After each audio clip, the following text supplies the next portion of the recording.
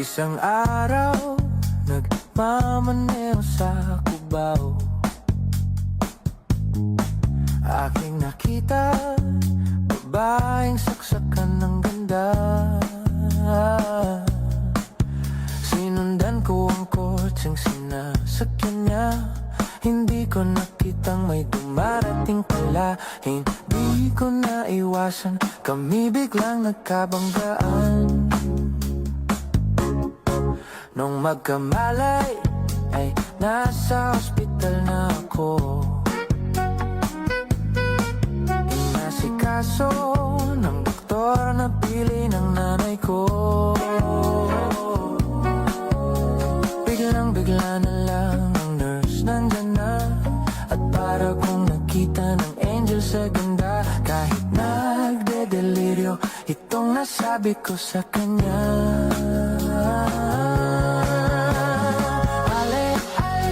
Langit na ba ako?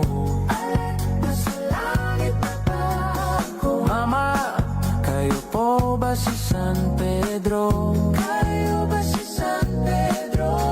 Okay lang sa akin kung ako'y dedo na. Basta't ikaw ang lagi kong kasama. Kaya nasa langit na ba ako? At paglabas ko, niyaya ko na siyang pakasal. Tinanggihan niya at nasabi may asawa na siya. Dinamdam kong masyadong sinabi niya.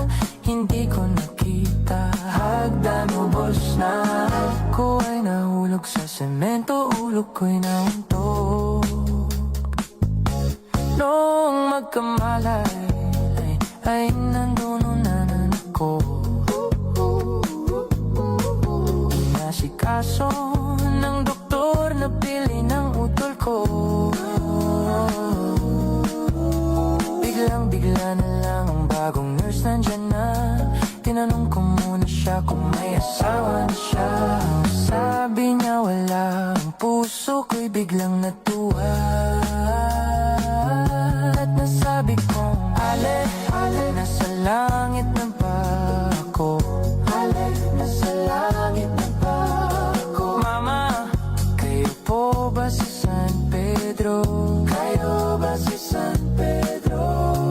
Okay lang sa akin kung ako'y dedo na. Basta't ikaw ang lagi